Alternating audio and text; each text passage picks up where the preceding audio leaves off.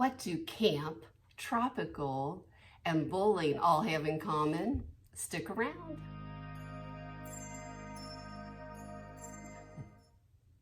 Hi, it's Kathy. I am going to discuss what bowling, camp, and tropical all have in common, and what are they? They're names of shirts. From going forward, I'm going to describe this standless, woven, open collar shirt as the camp shirt.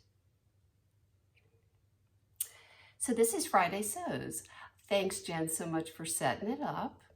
And I always forget to say subscribe, share, like. I would love to hear your comments. I think this is my 9th video altogether, including all videos, not just the Friday Sews. So I still consider myself on the learning curve, somewhat of a rookie. So please be patient with me and come back for more content. So how did I arrive at wanting to sew camp shirts? See, this is part of a really big project, I guess you could say. Well, every year I have a sewing theme goal. 2021, it was called Respect the Markings on Your Pattern. I just needed to get those markings better so that my outcomes were better. Last year, as we were still in the COVID, I needed to focus on enjoying the process. I talked about and thought about elements of the process, such as how fast do I really want to push my machine? What way do my pins go in for the ease of getting them out? Do I want to have a beverage in my sewing room? How long is the best session for me? Is it better to have 2 sessions or 1 long one? Do I like music? Do I like scents? Do I like podcasts?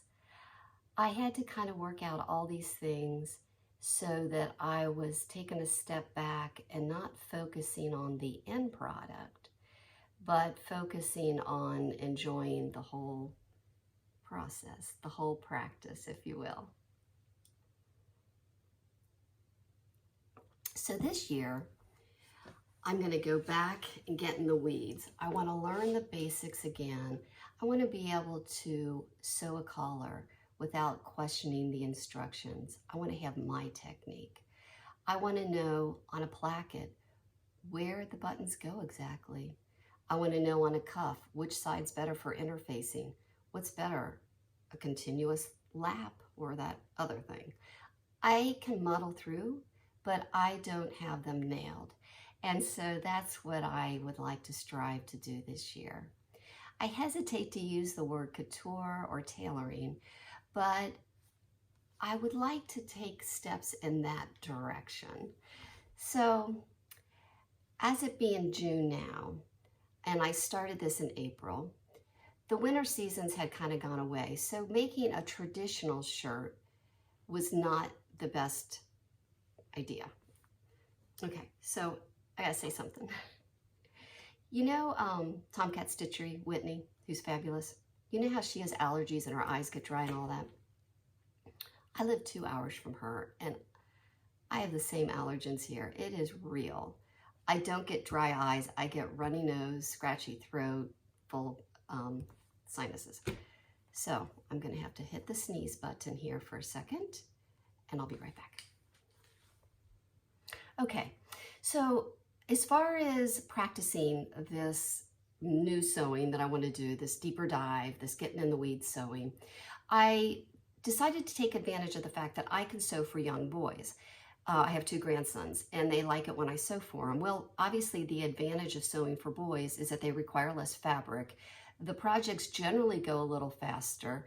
The foot is not as intense and it's just simpler to sew because the seams are shorter. So I started with camp shirts for them, which I'll insert here. Now I deliberately made these long sleeved so that I could practice those techniques, but now we're into May and June and I have to do short sleeved. So I practiced a little on them and then it was time to do a true man camp shirt. Now I will say that I have watched Peter Lappin, I believe is his name, on Craftsy. and that is his name, I just looked down. He has a series on camp shirts, and he has a recommended source. Now, I have like a $10 membership with Craftsy, and that doesn't get me much, but even if you do not have a membership with them, you can get this resource page printed. And what it has is different camp shirts for men. And it's both vintage and what we have now. So this pattern is included, or in that list is what I'm saying. Okay, so that's the pattern I chose. It's a Kwik Sew 3484. And as you can see, it has variations with stripes. Now, I will also insert here that another thing that was making me really want to do this camp shirt is we rewatched all the Seinfeld episodes, and Kramer always wears one of these shirts, and they're usually vintage, and they're like fabulous patterns and fabrics, and oh golly, I would just love to make some of those. So that was another kind of motivation for this. Okay, so I will start with this pattern. So this pattern says it's designed for lightweight wovens, cotton types, linen, broadcloth, chambray, challis, rayon, and blends. It does have side slits, and it goes from a chest size of 34 up to a 52, hip of a 35 to a 53. And the finished length and back varies from 28.5 to 32. Okay, so I decided to make my husband an XL. I didn't really take his measurements, I just know his body, and I thought an XL would be appropriate. And I was really surprised when I got started to sew that the first thing I noticed is that there's only a 1/4 inch seam allowance. That really surprised me for a woven. That just didn't scream high quality pattern to me. I just feel like you need a little bigger seam allowance than that. So that was the first thing I didn't really like about it, but obviously that's fine. And like I said, one of my things is I want to learn how to do collars. And sure enough, the collar was kind of scary. Like what you do is you have an under collar and an upper collar. Now, what's good about this pattern is it does have a separate piece for each.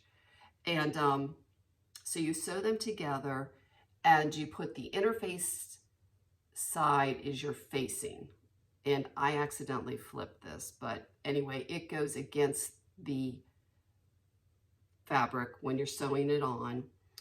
And then you take the other one and you actually cut it into the seam allowance, which is only a 1/4 inch, like I said. And this part of the pattern is the weakness of the pattern. It's not the weakness of the technique, but they have a hard time explaining it.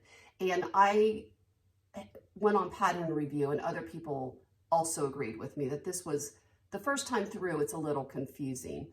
And that's, of course, why I want to learn to do these things, is I want to learn the different ways that people put on collars. I want to learn the different ways people turn out their points. I mean, some put threads in and then pull out the thread.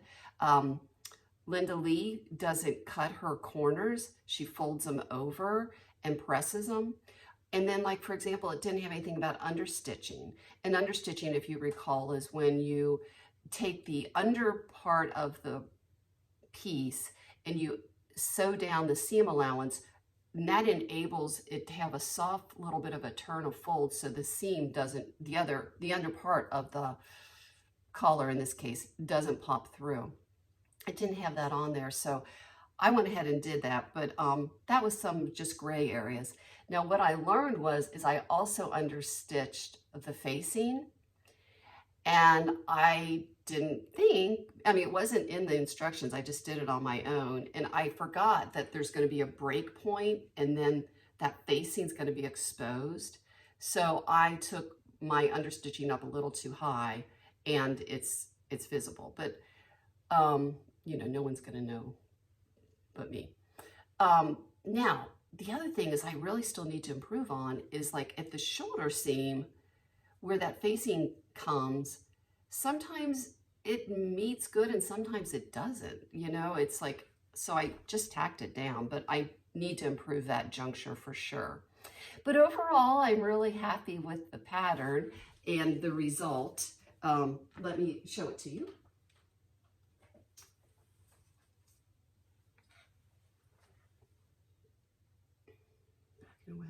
Oh, and I put on the pocket where it was marked on the pattern, and then I was given advice through Craftsy saying put the pocket on last because it's not in the right place. It's a little too medial. But I gotta say, my husband loves this shirt. He did not take it off all weekend, you know, except for when he was working around the house. But if we were doing anything social, he had it on. Now, according to Peter, the classic camp shirt, which obviously is very much a classic, does not have a back yoke, and that one does not. And the other thing I learned this week is that when you have a boxy top that's oversized and you put it on a person, the sides go down and then you just have a natural kind of, you know, scooping up on the front. That's just naturally what it's going to do. And that's what that shirt does. So in the back, my husband's hemline goes a little like this. Well, I'm not crazy about that. And to me, it kind of screams a little bit of a poor fit. I want a relaxed fit, but I want a good fit. So I want to go to my next one being having a back yoke. And I've already bought the pattern. And this is, like I said, this whole camp shirt will probably be part of a little bit of a series. So we'll go to that one next, because I also have a son I need to sew for too. So I've got 4 men I can make camp shirts for, not to mention a son-in-law, and women can wear them too. So keeping on with the linen, I picked this piece of linen up at the end of a bolt for $10, and I practiced again on a smaller version. It's almost the exact same shirt. I'm going to show you the pattern. And it went smoother, but where I, again, had a little difficulty is that I wanted to do French seams on the shoulders. And my French seam technique, I should make that a goal. My French seam technique, I understand it, but I end up using a little more seam allowance than you're supposed to usually. And so I took up too much fabric here, and then the collar was too big. So I had to really fiddle around with that, and that's what I'm trying to avoid. I want to have a way I do it and it goes in smooth every time. Okay, so this is the pattern here for the shirt. And I knew by looking at the picture, even though it's obviously boys that are current, that the collar wings are kind of long, so I kind of knew it was a vintage pattern, but I thought, well, style's coming back anyway, so that's not a big deal. And it is, the collar's kind of like a little big on the wings thing, you know, kind of, not Elvis, but you know, it's getting there. What else can I say about this? I will say that since I've been having this journey on woven tops and stuff, my buttonholes are like on point. So those work out real good. Oh, another thing is that I've learned how to put in a sleeve. You put this sleeve in on the flat, which I kind of thought maybe all woven sleeves went in on the round, but I guess men's maybe don't. Anyway, you put it on the flat, and I don't need pins anymore, so I'm getting good at that. And then this pattern had you sew the seam allowance towards the body, whereas I didn't sew it on my husband's. But this seam allowance was 3 or 5/8, excuse me. So the little boys was 5/8, and the hubby's was 1/4. So I'm happy with this pattern. Another pocket technique is that there is a triple stitch on most of our sewing machines. It looks like 3 stitches next to each other, but what it does is it goes back and forth 3 times. And I think that makes it look like a hand stitch for the top of the pocket there. Oh, let's talk cost, because like I said, I wanted to go forward, evaluate the cost of my projects. So this is going to be $10 because I had already bought the pattern. My husband's, it was the first time I used the pattern. I think it was $12. Let's just say it was $12. I got it on Etsy or something like that, and I planned it, so I didn't just buy it recently. And then the fabric was, they were clearing it out, so I think I got it for $20. So the camp shirt was probably $32 for him. And there will be more. I've got more plans, like I said, but this will sometime happen because I got this linen as a swatch from IC Fabric. It's a lightweight linen, and he would look and love to have a shirt like that. And like I said, it's just been really fun that he's enjoyed wearing it so much. Okay, I arranged things so I'm standing up. So I'll tell you what I'm wearing. I'm wearing the Foz top. It's designed by Itch to Stitch, and it's a woven top that's a little beyond basic because it does have a button placket. It could be used as a little cardigan also. This is the first version of it, and I sewed it in a 95% cotton, 5% spandex that I got from Style Maker, and it's in the off-white color. I was a little disappointed when I first sewed this because there's a little bit of a bulging here, and I've seen it on other renditions and it's just part of the pattern, and I did try to modify that, but all I ended up doing on my next version was lowering the neckline so much that it's kind of plunging. I also didn't grade out quite enough, but it's okay, and I'll insert the picture. The pants I have on are called the Allwell Studio pants, and they're in a woven cotton that has a warp that's a different color than the weft, and it's just kind of a homespun kind of feeling fabric. These are kind of fun because you have all kinds of pocket variations. And I started sewing these over a year ago, and now it seems as though there's another pattern out there called like free range pants or something. Well, that concludes the video for this Friday. I hope you enjoyed it. Please subscribe, and thank you for making it to the end. I will reference everything I've discussed today in the notes. Thank you. Bye-bye.